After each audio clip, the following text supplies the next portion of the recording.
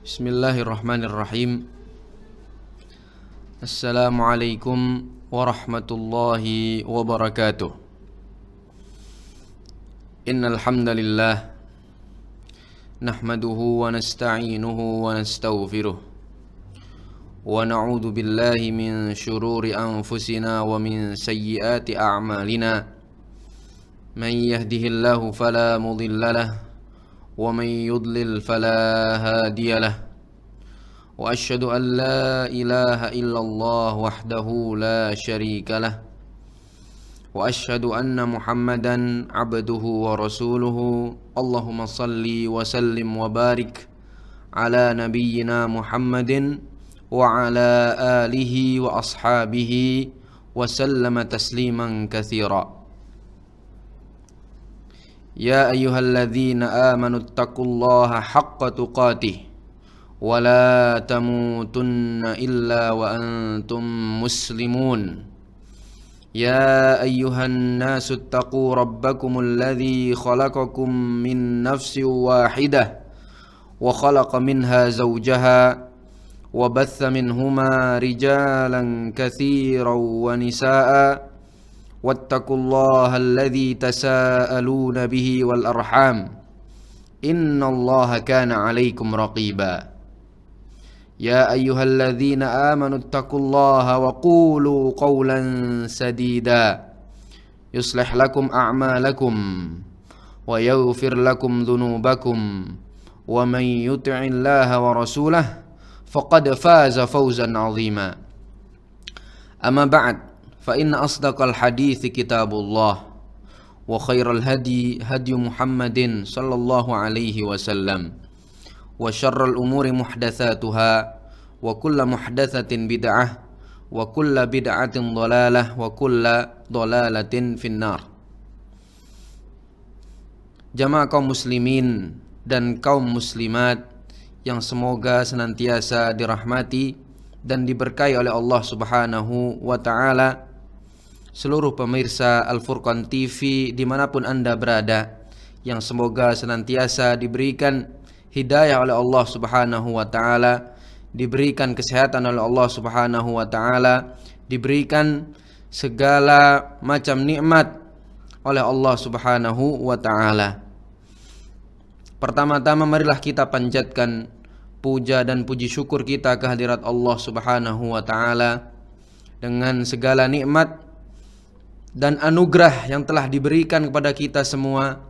Kita sama-sama masih bisa dalam sore hari ini untuk mengkaji kembali sebuah kitab fenomenal yang dikarang oleh Al-Hafidh Abu Abdullah Muhammad ibn Ahmad ibn Utsman Az-Zahabi rahimahullahu ta'ala, atau yang biasa dikenal dengan Al-Imam Az-Zahabi, yang wafat pada tahun 748 Hijriah, yaitu dengan tema malapetaka dosa-dosa besar, yang diambil dari kitab beliau yang berjudul Al-Kabair. Alhamdulillah kita dapat dipertemukan kembali oleh Allah Subhanahu wa ta'ala pada sore hari ini yang berbahagia, pada tanggal 2 Sya'ban 1443 Hijriah. Semoga kesempatan ini bisa kita manfaatkan dengan sebaik-baiknya. Semoga sisa umur kita yang diberikan oleh Allah Subhanahu wa ta'ala ini semakin dapat mendekatkan diri kita kepada Allah Subhanahu wa ta'ala, dan kita dengan sekuat tenaga menjauhkan diri kita dari segala macam larangan-larangan yang telah dilarang oleh Allah Subhanahu wa ta'ala dan Rasulnya sallallahu alaihi wasallam. Kemudian salawat serta salam semoga selalu tercurahkan kepada junjungan kita, Nabi kita yang mulia, Nabi kita Muhammad sallallahu alaihi wasallam, kepada keluarga-keluarga beliau, kepada seluruh sahabat beliau, dan kepada seluruh pengikut beliau yang senantiasa mengikuti beliau dengan baik sampai akhir zaman. Jamaah kaum muslimin dan kaum muslimat yang dirahmati oleh Allah Subhanahu wa ta'ala, pada pertemuan sebelumnya kita telah sampai pada dosa besar yang ke-25, yaitu membunuh jiwa. Membunuh jiwa atau bisa kita katakan juga bunuh diri. Bunuh diri merupakan dosa besar, ya, dosa besar yang seharusnya seorang muslim menghindari dirinya dari dosa-dosa besar tersebut. Dan ini termasuk min a'zamil kabair, termasuk di antara dosa-dosa besar, ya, termasuk di antara dosa yang besar. Allah Subhanahu wa taala berfirman dalam surat An-Nisa ayat 29 sampai 31. Wala taqtulu anfusakum, dan janganlah kalian membunuh diri-diri kalian. Innallaha kana bikum rahima, sesungguhnya Allah Subhanahu wa taala sangat menyayangi kalian. Janganlah kalian mendahului ketetapan Allah Subhanahu wa taala dengan membunuh diri-diri kalian, sedangkan Allah Subhanahu wa taala sangatlah sayang kepada kalian. Wa may yaf'al dzalika 'udwanan wa dzulma, dan barang siapa yang mengerjakan perbuatan tersebut dengan melanggar hukum dan juga dengan kezaliman, fasaufa nuslihi nara, maka kata Allah Subhanahu wa taala, kami akan masukkan dia ke dalam neraka.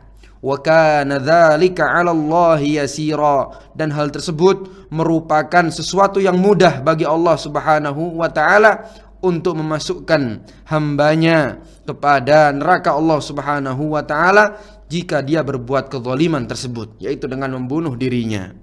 In tajtanibu kaba'ira ma tunhauna an nukaffir ankum sayyi'atikum, jikalau kalian menjauhi dosa-dosa besar yang kalian dilarang kepadanya, niscaya kami akan menghapuskan dosa-dosa yang kecil. Wa nudkhilkum mudkhalan karima, dan niscaya pasti kami akan memasukkan kalian ke dalam tempat yang mulia, yaitu surga Allah Subhanahu wa taala. Dan juga Rasulullah sallallahu alaihi wasallam bersabda dalam hadis yang diriwayatkan oleh Jundub ibn Abdullah radhiyallahu taala anhu, beliau sallallahu alaihi wasallam bersabda, kana mimman kana qablakum rajulun bihi jurhun fajazi'a. Dahulu ada di antara umat-umat sebelum kalian ada seseorang yang terkena luka, kemudian dia berkeluh kesah. Fa akhadha sikinan, maka kemudian dia mengambil sebilah pisau. Fa hazza biha yadahu, kemudian dengan pisau tersebut dia memotong tangannya. Ya, memotong tangannya. Fama raqa'a ad-damu hatta mat, maka tidak berhenti darah yang mengucur dari tangannya tersebut sampai dia mati, sampai dia meninggal. Qala Allah Ta'ala, Allah Subhanahu wa taala berfirman, badarani abdi binafsihi, hambaku telah mendahuluiku, haramtu alaihi al-jannah, maka aku telah mengharamkan baginya surga. Artinya dia telah mendahului ketetapan Allah Subhanahu wa taala, sedangkan Allah Subhanahu wa taala adalah zat yang maha mengasih sayang, maha pengasih pada seluruh makhluknya. Muttafaqun alaih. Ya, hadis ini diriwayatkan oleh Al-Imam Al-Bukhari dan juga Al-Imam Muslim. Kemudian dan juga dari Rasulullah sallallahu alaihi wasallam dalam hadis yang diriwayatkan oleh Al-Imam Al-Bukhari dan juga Imam Muslim dari hadis Abu Hurairah, Rasulullah sallallahu alaihi wasallam bersabda, man qatala nafsahu bihadidatin, barang siapa yang membunuh dirinya dengan besi, fi yadihi, dengan sebuah besi yang ada di tangannya, yatawajja'u biha fi batnihi fi nari jahannam khalidan mukhalladan fiha abada, niscaya dia akan selalu menusuk besi-besi tersebut, dia selalu akan menusuk besi ke dalam perutnya tersebut di dalam neraka jahannam yang dia kekal di dalamnya. Yang dia kekal di dalamnya. Dengan keadaan tersebut dia mati dalam keadaan tersebut, dalam keadaan menusuk-nusuk perutnya, maka di neraka jahannam nanti dia akan dalam keadaan tersebut selamanya, abadan. Ya. Wa man qatala nafsahu bisummin fasummuhu fi yadihi yatahassahu fi nari jahannam khalidan mukhalladan fiha abada. Dan barang siapa yang membunuh dirinya dengan meminum racun, maka dia akan meneguk racun tersebut. Dia akan meneguk racun tersebut di dalam neraka jahanam. Dia kekal di dalamnya dalam keadaan tersebut. Ya.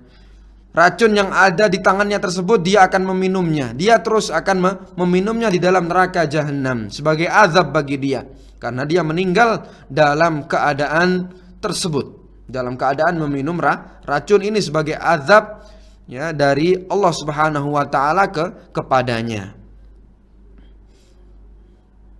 Maka di sini Al-Imam Az-Zahabi, ya, beliau dalam pembahasan terakhir beliau mendatangkan kepada kita hadis dari Thabit ibn Dhahhak dari Nabi sallallahu alaihi wasallam, "Man qatala nafsahu bi syai'in adzabahu Allahu bihi yaumal qiyamah." Dan barang siapa yang membunuh dirinya dengan sesuatu, ya, barang siapa yang membunuh dirinya dengan sesuatu, Allah Subhanahu wa taala akan mengazabnya pada hari kiamat dengan sesuatu tersebut. Ya, bagaimana dia meninggal, maka Allah Subhanahu wa taala niscaya akan mengazabnya pada hari kiamat dalam neraka jahanam selamanya. Ya, seperti dalam keadaan dia meninggal. Ya, hadis ini diriwayatkan Al-Imam Al-Bukhari dan juga Al-Imam Muslim. Kemudian para jamaah sekalian yang dimuliakan dan dirahmati oleh Allah Subhanahu wa taala, kita berpindah ke dosa besar yang selanjutnya, dosa besar yang ke-26. Ya, dosa besar yang ke-26 yaitu al-qadhi as-su, hakim yang jahat. Ya, hakim yang jahat, hakim yang buruk. Allah Subhanahu wa taala berfirman, "Wa man lam yahkum bima anzalallah fa ulaika humul kafirun." Dan barang siapa yang tidak berhukum dengan apa yang telah diturunkan oleh Allah Subhanahu wa taala, maka mereka adalah orang-orang yang kafir. Ya, maka mereka adalah orang-orang yang kafir. Surat Al-Maidah ayat 44. Lalu apa yang dimaksud oleh Allah Subhanahu wa taala dalam surat Al-Maidah ayat 44 ini? Maka otomatis ketika kita ingin memahami firman Allah Subhanahu wa taala, maka kita kembali kepada apa yang difahami oleh Rasulullah sallallahu alaihi wasallam. Dan Rasulullah sallallahu alaihi wasallam telah mengajarkan penafsiran tersebut kepada murid-murid beliau, yaitu para sahabat radhiyallahu taala anhum. Dan salah satu di antara murid beliau yang beliau doakan adalah Abdullah ibn Abbas radhiyallahu taala anhuma, ya, yang Nabi sallallahu alaihi wasallam mendoakan kepada beliau, Allahumma faqihhu fid din wa 'allimhu at-ta'wil. Ya Allah, berikanlah dia pemahaman di dalam agama dan ajarkanlah dia, Abdullah ibn Abbas ini, at-ta'wil, yaitu penafsiran Al-Qur'an. Maka dengan doa Nabi sallallahu alaihi wasallam yang barakah tadi, maka Ibnu Abbas menjadi salah satu di antara para sahabat yang terdepan dalam penafsiran Al-Qur'an. Ya, dalam penafsiran Al-Qur'an, maka kita akan ketengahkan penafsiran Ibnu Abbas terhadap ayat ini, wa man lam yahkum bima anzalallah faulaika humul kafirun. Dari Ibnu Abbas radhiyallahu taala anhuma, seperti yang diriwayatkan oleh Al-Imam Ibnu Jarir At-Tabari dalam tafsir beliau, man jahada ma anzalallah faqad kafar. Barang siapa yang mengingkari apa yang telah diturunkan oleh Allah Subhanahu wa taala, maka dia telah kufur. Ya, barang siapa yang mengingkari apa yang telah diturunkan oleh Allah Subhanahu wa taala, maka dia telah kufur. Waman aqarra bihi, dan barang siapa yang mengakui apa yang telah diturunkan oleh Allah Subhanahu wa taala, walam yahkum, Ya. Dia mengakui apa yang telah diturunkan oleh Allah Subhanahu wa taala, tapi dia tidak berhukum dengan apa yang diturunkan oleh Allah Subhanahu wa taala, tapi dia mengakui dan dia tidak berhukum. Maka kata Ibnu Abbas radhiyallahu taala anhuma, fahuwa zalimun fasiqun. Maka dia termasuk orang yang zalim dan juga termasuk orang yang fasik.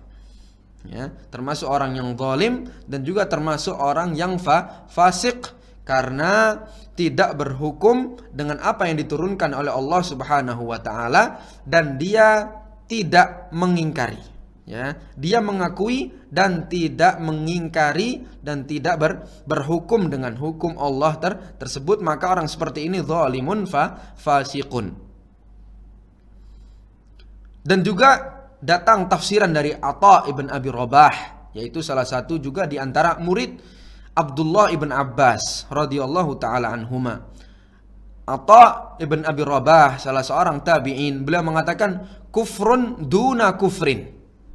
Kekufuran di sini, ya faulaika humul kafirun, di sini mereka termasuk orang-orang kafir, adalah kufur di bawah kekufuran. Ya, kufrun duna kufrin. Wa zulmun duna zulmin, dan kezaliman di bawah kezaliman. Ya. Wa fiskun duna fiskin, dan juga kefasikan di bawah kefasikan. Dan lebih jelas lagi apa yang disampaikan oleh Tawus ibn Kaisan. Dan juga beliau ini, Tawus ibn Kaisan, adalah salah satu di antara murid Abdullah ibn Abbas radhiyallahu taala anhuma. Beliau mengatakan, laisa bikufrin yanqulu anil millah. Ya, laisa bikufrin yanqulu anil millah. Apa yang disebutkan oleh Allah Subhanahu wa taala dalam surat Al-Maidah ayat 44 ini, barang siapa yang tidak berhukum dengan apa yang telah diturunkan oleh Allah Subhanahu wa taala, maka dia telah kafir. Ya, kata Tawus, laisa bikufrin yanqulu anil millah, bukanlah suatu kekufuran yang mengeluarkan seseorang dari agama ini. Bukanlah sesuatu kekufuran yang mengeluarkan dia dari agama Islam. Ya. Dan yang terakhir, ya kita paparkan kembali, ya, pendapat Ibnu Abbas radhiyallahu taala anhuma, ya, pendapat Ibnu Abbas radhiyallahu taala anhuma. Beliau mengatakan, laisa bil kufril ladzi yadhhabuna ilaihi. Ya, ini bukanlah kekufuran yang mereka berpendapat, ya, dengannya, yaitu mengeluarkan seseorang dari keislaman seperti pendapat orang-orang Khawarij. Ya, seperti pendapat orang-orang Khawarij. Intinya para jamaah sekalian, rahimani wa rahimakumullah, kufur di sini adalah kufur yang tidak mengeluarkan seseorang dari keislaman, tapi dia masuk di dalam orang-orang yang zalim dan juga orang-orang yang fasik. Ya, maka ini arti dari firman Allah Subhanahu wa taala, "Wa man lam yahkum bima anzalallah faulaika humul kafirun." Dan kita telah paparkan berbagai, ya, pendapat para salaf kita tentang makna ayat ini, ya, agar kita tidak tersesat dari jalan yang benar. Wa qala ta'ala, dan Allah Subhanahu wa taala berfirman, "Afa hukmal jahiliyyati yabghun?" Apakah hukum jahiliyah yang mereka inginkan? Wa man ahsanu minallahi hukman liqaumi yuqinun. Dan siapakah yang paling adil? Siapakah yang paling baik hukumnya daripada hukum Allah Subhanahu wa taala bagi orang-orang yang yakin? Jadi hukum Allah Subhanahu wa taala yang telah Allah turunkan kepada manusia, ini adalah hukum yang seadil-adilnya, yang dapat memutus, ya, keburukan sampai ke akar-akarnya, dan juga akan menyelesaikan seluruh masalah-masalah yang sering terjadi, ya, di tengah-tengah kehidupan manusia. Ya. Jadi tidak ada solusi yang lebih baik, solusi yang lebih utama daripada hukum yang telah diturunkan oleh Allah Subhanahu wa taala kepada seluruh umat manusia. Ya, sedangkan apa yang dipikirkan Sedangkan apa yang ditulis oleh pendapat-pendapat manusia ini bisa salah, bisa benar, bisa salah, bisa benar, bisa direvisi, bisa salah dan lain sebagainya. Tapi hukum Allah Subhanahu wa taala bersifat abadi ila yaumil qiyamah. Ya, tidak akan punah, ya, ditelan oleh zaman. Niscaya hukum tersebut akan selaras, ya, dengan zaman sampai hari kiamat. Ya, ini yang dikatakan oleh Allah Subhanahu wa taala dalam surat Al-Maidah ayat 50. Wa qala ta'ala innal ladzina yaktumuna ma anzalna minal bayyinati wal huda min ba'di ma bayyanahu lin-nasi fil kitab. Sesungguhnya orang-orang yang menyembunyikan apa yang telah kami turunkan dari bukti-bukti dan juga petunjuk setelah kami jelaskan. Ya, setelah kami jelaskan kepada manusia di dalam Al-Quran, fil kitab. Ya, orang-orang yang menyembunyikan kebenaran-kebenaran tersebut padahal telah diturunkan, padahal telah dijelaskan kepada manusia di dalam Al-Quran. Ulaika yal'anuhumullah wa yal'anuhumul la'inun. Maka mereka ini adalah orang-orang yang akan dilaknat oleh Allah Subhanahu wa taala dan juga dilaknat oleh orang-orang yang melaknat.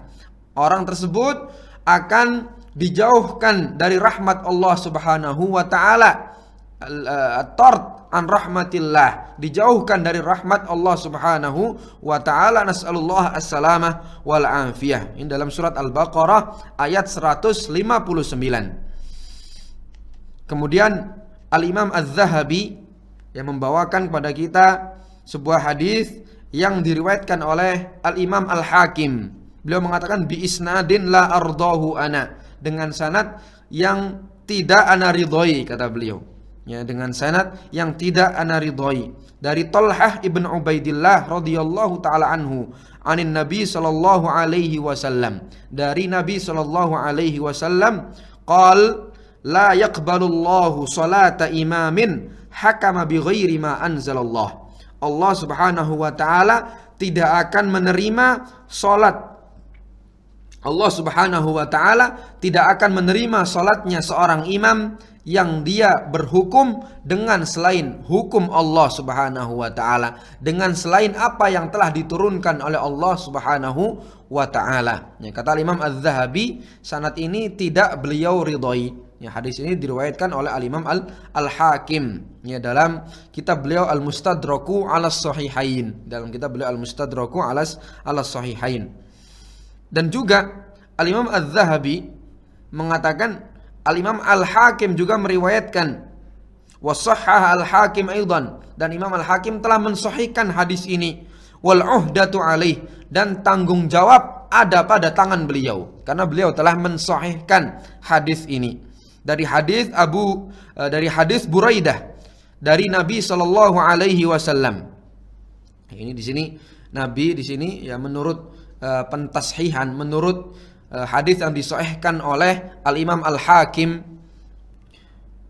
Nabi sallallahu alaihi wasallam bersabda, qadin fil jannati wa qadiyani fin nar. Ada seorang hakim, ya, ada seorang hakim, dia tempatnya di surga.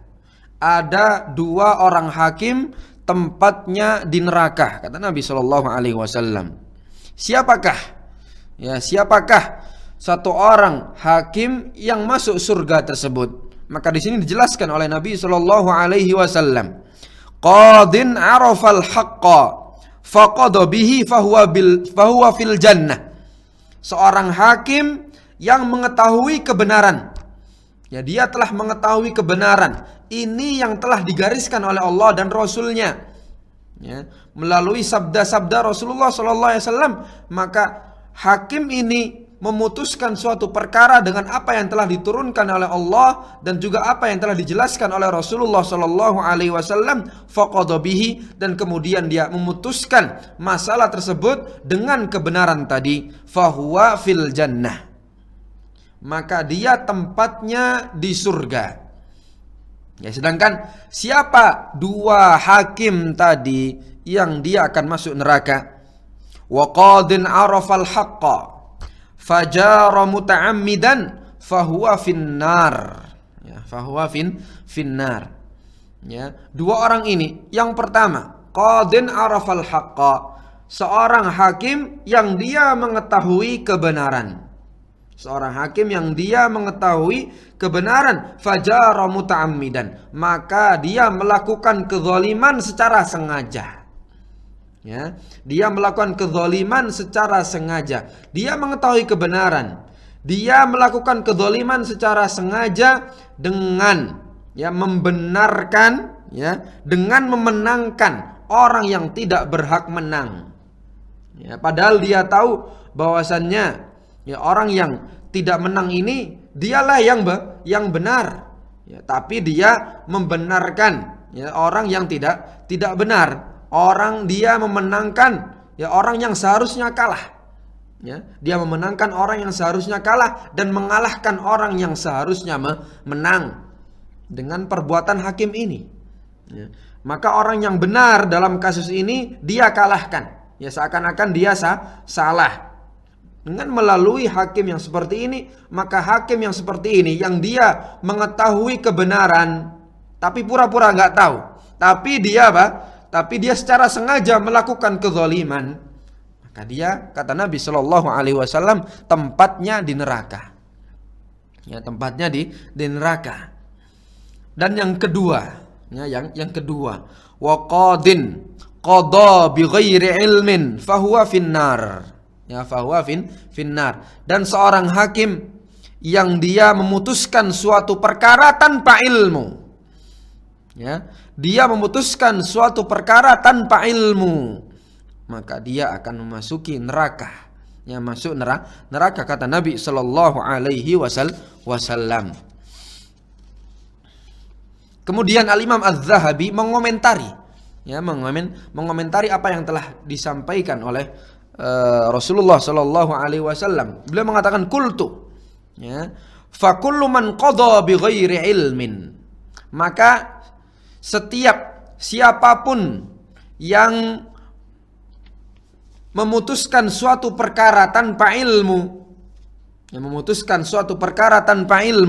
wala bayyinatin minallahi wa rasulihi, dan tanpa kejelasan, tanpa dalil yang nyata dari Allah dan Rasulnya, ala ma yaqdi bihi, atas apa yang dia putuskan dengannya, fahuwa dakhilun fi hadzal wa'id, maka dia masuk ke dalam ancaman ini. Siapapun yang memutuskan suatu perkara tanpa ilmu, tanpa dalil dari Allah Subhanahu wa taala dan Rasulnya sallallahu alaihi wasallam, maka dia masuk ke dalam keumuman ancaman ini. Wa qada bi ghairi ilmin fa huwa finnar, yang disampaikan oleh Rasulullah sallallahu alaihi wasallam pada hadis tadi. Ini kata Al-Imam Az-Zahabi. Kemudian juga hadis yang diriwayatkan oleh Al-Imam Al-Hakim dalam kitab beliau Mustadrak, Rasulullah sallallahu alaihi wasallam beliau mengatakan, ini ada hubungannya dengan hadis yang sebelumnya, ada hubungannya dengan hadis yang sebelumnya. Qadiyani finnar wa qadin fil jannah. Ada dua orang hakim yang masuk neraka, dan ada satu orang hakim yang dia masuk surga.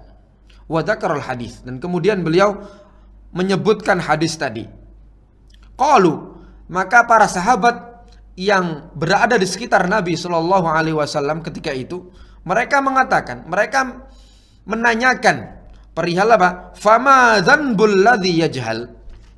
Apa ya Rasulullah dosa hakim yang dia tidak mengetahui? Apa dosa dia? Kan dia tidak mengetahui.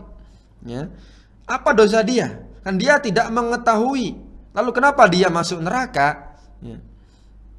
Qala, maka Rasulullah sallallahu alaihi wasallam menjawab pertanyaan para sahabat tersebut. Dzanbuhu alla yakuna qadiyan. Dosanya adalah jangan sampai dia menjadi hakim. Dosanya adalah jangan sampai dia menjadi hakim. Seharusnya dia tidak menjadi hakim. Seharusnya dia tidak menjadi seorang yang memutuskan perkara di antara manusia. Hatta ya'lama, hingga dia mengetahui. Seharusnya dia tidak menjadi hakim kalau belum mengetahui. Kalau dia mengetahui baru ketika itu menjadi hakim. Tapi kalau orang tidak mengetahui, maka dia seharusnya tidak maju untuk menjadi orang yang memutuskan perkara di antara manusia. Karena ini suatu yang berat. Ya, akan memutuskan segala macam perselisihan yang terjadi di antara manusia. Ya. Maka ini tugas yang berat, amanah yang berat. Hatta ya'lam, hingga dia mengetahui, kata Nabi sallallahu alaihi wasallam, dosa dia ya adalah dia menjadi hakim. Dia jangan sampai menjadi hakim sampai dia mengetahui, ya. Kata Imam Az-Zahabi, ini sanadnya kuat. Kemudian Rasulullah Shallallahu Alaihi Wasallam bersabda juga dalam hadis yang diriwayatkan oleh Al-Imam Al-Hakim dalam kitab beliau Mustadrak, "Ma min ahadin yakunu ala syai'in." Rasulullah Shallallahu Alaihi Wasallam beliau bersabda, tidak ada seseorang yang dia diberikan wewenang, ya, dari urusan-urusan umatku, min umuri hadhil ummah, fala ya'dilu fihim. Kemudian setelah dia diberikan wewenang tersebut untuk mengurusi urusan-urusan umat, fala ya'dilu fihim, kemudian dia tidak adil di dalam urusan mereka, di dalam urusan umat, illa kabbahullahu ta'ala finnar, kecuali melainkan Allah Subhanahu wa ta'ala akan mencampakkan dia ke dalam neraka Allah Subhanahu wa ta'ala, karena dia tidak berlaku adil di tengah-tengah mereka. Ya, masuk dalam hal itu adalah seorang hakim. Ya, yang masuk dalam hadis ini adalah seorang hakim yang memutuskan perkara di tengah-tengah manusia.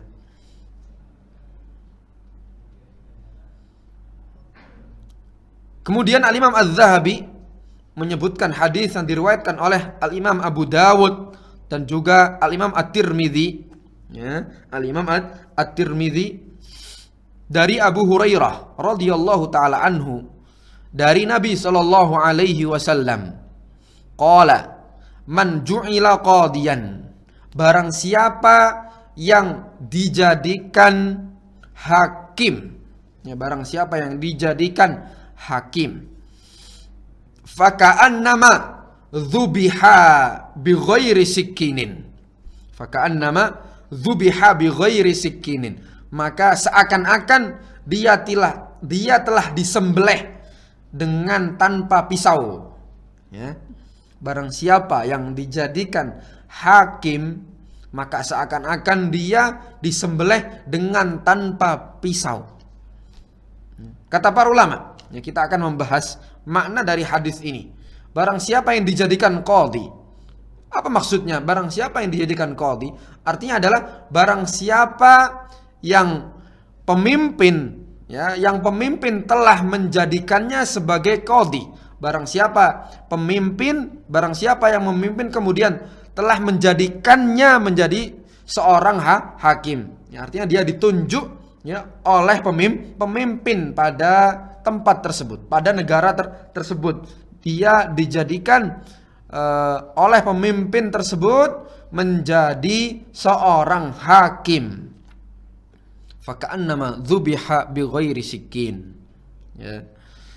Maka kata para ulama, seakan-akan dia disembelih dengan tanpa pisau. Artinya di sini disembelih secara makna. Li'annahu baina adzabid dunya idza rasyad. Karena dia di antara azab dunia kalau dia benar. Kalau dia benar, dia seakan-akan dia selalu berada di azab dunia. Wa baina azabil akhirah in akhta. Dan antara azab akhirat kalau dia salah. Ya, kalau dia salah. Maka ini yang dimaksud dengan zabah. Ya, dia dizabah, artinya disembelih. Artinya kalau dia benar, maka dia seakan-akan disembelih, berada di antara azab dunia. Tapi kalau dia salah, ya, kalau dia salah, maka seakan-akan dia, ya, diazab dalam akhirat, dalam alam akhirat. In akhta, kalau dia salah. Dan juga makna yang kedua yang disebutkan oleh para ulama adalah, kata para ulama, anna dzabha bisikin fihi irahatun lil madzbuh. bahwasannya menyembelih dengan menggunakan pisau, ya, ini di dalamnya terdapat ketenangan, ya, pengistirahatan kepada sesuatu yang disembelih tersebut, ya, sesuatu yang disembelih tersebut. Karena ini jelas, ya, disembelih dengan pisau, maka itu lebih ringan, ya, lebih ringan sakitnya ketika seorang disembelih dengan, atau ketika hewan misalkan disembelih dengan pisau tersebut, itu lebih ringan kata para ulama. Wa bi ghairi sikin kal khanqi wa ghairi. Dan sedangkan ketika seseorang, ya, dibunuh dengan cara selain disembelih, ya, seperti apa? Seperti dicekik dan lain sebagainya, kata para ulama, kal khanqi wa ghairi, seperti dicekik dan lain sebagainya, yakunul alamu fihi akthar, maka sakit yang akan dialami oleh orang yang terbunuh ini sakit yang berlebih, ya. Dia akan mendapatkan, ya, rasa sakit yang berlebih daripada, ya, seseorang yang disembelih dengan menggunakan pisau. Fadzakara liyakuna ablagha fit tahdhir. Maka Nabi sallallahu alaihi wasallam menyebutkan hal ini. Faka'annama dzubiha bi ghairi sikin, maka seakan-akan dia disembelih dengan menggunakan selain pisau. Maka beliau menyebutkan ini agar beliau semakin memberikan ancaman yang keras, ya. Seakan-akan beliau ingin memberikan ancaman yang sangat keras, ya, agar orang-orang tidak bermudah-mudahan dalam masalah ini. Karena seseorang hakikatnya ketika dijadikan seorang hakim tersebut, ya, maka dia di dalam sesuatu yang berbahaya, ya, sesuatu yang berbahaya. Kalau dia salah, maka seakan-akan dia disembelih dengan selain pisau, dan sakitnya ini berlebih, ya, sakitnya berlebih, agar semakin, ya, melarang, ya, semakin menjauhi seseorang dari hal tersebut. Jangan sampai bermudah-mudahan, bahkan mencintai, bahkan ingin, ya, menjadi seorang hakim dan lain sebagainya. Ya, ini kata para ulama. Ya, kata para ulama rahimahumullah. Ya, kemudian Al-Imam Az-Zahabi mengatakan, adapun jikalau seseorang berijtihad, ya, seorang hakim berijtihad, ya, dengan ilmu beliau, dengan berbagai macam ilmu yang telah beliau dapatkan, kemudian dia melakukan ijtihad, ya, dia telah melakukan ijtihad, wa qada bima qamad dalil ala sihhatihi, kemudian dia memutuskan perkara tersebut sesuai dengan dalil yang sahih, ya, sesuai dengan dalil yang sahih, ya, sesuai dengan dalil yang sahih, yang ditunjukkan oleh dalil yang sahih. Walam yahkum bi ra'yi faqihin, dan hakim tersebut tidak berhukum dengan pendapat seorang faqih. Wa qad laha dha'fu dzalikal qaul, dan tampak baginya kelemahan pendapat seorang faqih tersebut, ya, dia berijtihad, ya, dengan pendapat dia yang ditunjukkan oleh dalil yang sahih, dan tidak beramal dengan pendapat seorang yang faqih, karena dia berpendapat bahwasanya pendapat orang faqih ini adalah pendapat yang lemah. Tampak baginya bahwasanya pendapat seorang faqih ini adalah pendapat yang lemah. Maka dia melakukan ijtihad sesuai dengan ijtihadnya, sesuai dengan kesungguhan dia dalam memutuskan suatu perkara tersebut. Maka kata Imam Az-Zahabi, fahuwa ma'jurun wala budda. Maka dia diberikan pahala, dan pasti diberikan pahala karena dia telah berijtihad, bersungguh-sungguh, ya, menghukumi atau memutuskan suatu masalah tersebut sesuai dengan dalil-dalil yang sahih. Liqaulin Nabi sallallahu alaihi wasallam, karena Nabi sallallahu alaihi wasallam telah mengatakan, idza ijtahadal hakimu fa asaba falahu ajran. Apabila seorang hakim telah berijtihad kemudian pendapat dia benar, maka dia memiliki 2 pahala. Wa in ijtahada fa akhta'a falahu ajrun. Dan jikalau dia telah berijtihad semampu dia, kemudian dia salah dalam menentukan pilihannya tersebut, dalam menentukan, ya, pendapatnya tersebut, falahu ajrun, maka dia hanya memiliki satu pahala saja. Ya, ketika dia salah dalam memutuskan suatu perkara sesuai dengan ijtihad, dia sesuai dengan dalil-dalil yang sahih, tapi dia salah, maka dia hanya mendapatkan satu pahala, kata Nabi Shallallahu Alaihi Wasallam dalam hadis yang diriwayatkan oleh Al Imam Al Bukhari dan juga Al Imam Muslim. Kemudian beliau mengatakan, farattaban Nabi Shallallahu Alaihi Wasallam al ajra idza ijtahada fil hukmi. Maka Nabi Shallallahu Alaihi Wasallam memberikan atau memotivasi qadhi tersebut mendapatkan pahala, agar mendapatkan pahala apabila dia telah melakukan ijtihad dalam memutuskan suatu perkara. Fa amma idza kana muqallidan fima yaqdi bihi. Adapun kalau hakim tersebut dia hanya ikut-ikutan dalam memutuskan perkaranya tadi, tidak dengan hasil ijtihadnya,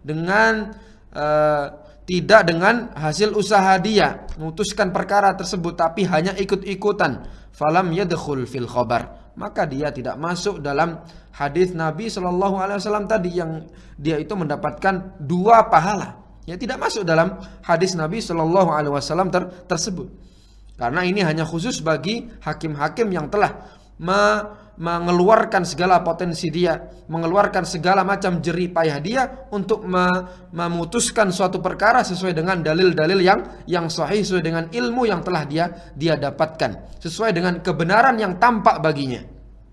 Ya, sesuai dengan kebenaran yang tampak baginya. Kemudian Imam Az-Zahabi mengatakan, wa yahrumu 'alal qadi an yahkuma wa huwa ghadban. Dan haram bagi seorang hakim, haram bagi seorang hakim dia memutuskan suatu perkara dalam keadaan marah, dalam keadaan marah. La siyama minal khasmi, la siyama minal khasmi. Apalagi kalau yang dihukumi ini adalah lawan dia.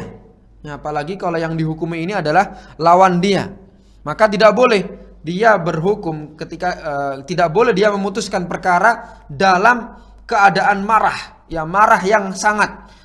Kata para ulama, marah di sini adalah marah yang menghilangkan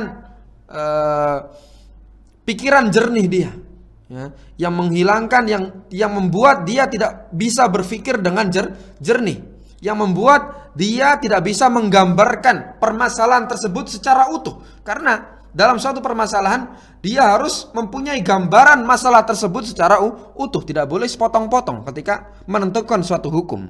Ya, harus diambil dari dua belah pihak. Ya, harus adil hakim tersebut. Ya, baru dia menentukan suatu hukum. Maka dalam keadaan marah yang menghilangkan hal ini, yang menghilangkan pikiran jernih, yang menghilangkan gambaran suatu masalah, maka dia dilarang untuk melakukan, untuk memutuskan perkara di antara manusia. Ya, dia dilarang. Kata para ulama, apa yang membuat dia dilarang tersebut? Maka ilahnya, sebabnya adalah tashwish, tashwish al-fikr, mengganggu pikiran, dan juga apa? Insyighalul qalbi, dan juga tersibukkannya hati. Maka sebab di sini, kalau sudah mengganggu pikiran dan menyibukkan hati, maka apapun keadaannya dia dilarang untuk memutuskan perkara. Bukan hanya dalam masalah marah saja. Ketika seorang hakim tersebut dia memikirkan, misalkan dia ingin pergi ke toilet, ingin pergi ke toilet, kebelet, untuk melakukan hajat dia, untuk membuang hajat dia. Maka ketika itu, dalam keadaan ini dia tidak boleh, dia tidak boleh memutuskan suatu perkara di antara manusia. Dan juga bisa disamakan juga, bisa dianalogikan juga, bisa dikiaskan juga seseorang hakim yang dalam keadaan lapar, sangat-sangat lapar. Maka dia tidak boleh dalam keadaan itu dia memutuskan perkara di antara manusia. Atau dalam keadaan sangat panas sekali, atau dalam keadaan sangat dingin sekali, yang bisa menyibukkan hati dia dan mengganggu pikirannya. Ini kata para ulama. Sebabnya seseorang hakim dilarang untuk memutuskan suatu perkara dalam keadaan-keadaan ini. Salah satunya adalah dalam keadaan marah. Apalagi di situ ya, ada lawan dia, ya, ada lawan dia. Wa idza ijtama'a fil qadi qillatu ilmin, dan apabila telah berkumpul dalam hakim tersebut sedikit ilmu. Ya, yang pertama ini, berkumpul pada qadi ini, pada hakim ini sedikit ilmu, wa su'u qasdin, niat yang buruk, ya, tujuan yang buruk, wa akhlaqun za'irah, dan akhlak yang jahat, akhlak yang buruk. Sudah ilmunya sedikit, niatnya buruk, akhlaknya buruk, akhlaknya jahat. Dan yang keempat, wa qillatu wara', dan sedikitnya takut dia kepada Allah Subhanahu wa taala. Kalau berkumpul empat-empatnya ini dalam seorang hakim, ya, faqad tammat khasaratuhu, maka telah sempurna kerugiannya. Ya. Jadi dia harus mengukur dirinya nih. Ya, seorang hakim dia harus mengukur dirinya, apakah dia sedikit ilmunya atau dia banyak ilmunya. Dia harus mengukur dirinya, apakah dia ini punya niat yang baik atau punya niat yang buruk. Ya. Untuk apa dia menjadi hakim tersebut? Apakah punya niat yang baik? Ya. Apakah dia ingin memutuskan segala perkara dengan baik di antara masyarakat, di antara manusia? Apakah dia hanya punya niat yang buruk? Ya, hanya ingin menginginkan harta saja dan lain sebagainya. Apakah akhlak dia ini sudah baik atau apakah akhlak dia ini buruk dan sebagainya? Maka dia menimbang diri, mengukur dirinya. Atau yang paling penting ini, qillatu wara', sedikit waraknya, sedikit takut dia kepada Allah Subhanahu wa taala. Dia mengukur.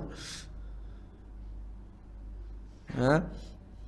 Maka ketika berkumpul, ya, yang sedikit-sedikit ini, sedikit wara', sedikit akhlak, niat yang buruk, dan juga sedikit ilmu, maka kata Imam Az-Zahabi telah sempurna kerugiannya. Wa wajaba alaihi an ya'zila nafsah, dan wajib bagi hakim yang macam ini, ya, seorang hakim yang macam seperti ini, yang bentuknya seperti ini, maka dia wajib mengundurkan dirinya saja, ya sudah. Ya, mengundurkan dirinya, tidak jadi hakim. Wa yubadiru bil khalasi minan nar, dan sudah, dia cepat-cepat untuk menyelamatkan dirinya dari neraka. Ya, karena hakim membutuhkan apa? Ilmu yang banyak, harus banyak ilmunya. Ya, dan juga harus punya niat yang baik, punya niat yang mulia, dan juga dia harus memiliki akhlak yang baik, dan juga dia harus memiliki ketakutan yang sangat tinggi pada Allah Subhanahu wa taala, sehingga dia takut pada Allah Subhanahu wa taala ketika memutuskan perkara. Kalau enggak, ahsan dia, ya, lebih baik dia cepat-cepat ya keluar, ya, cepat-cepat keluar dari api neraka untuk menyelamatkan dirinya dari api neraka, kata Imam Az-Zahabi rahimahullah.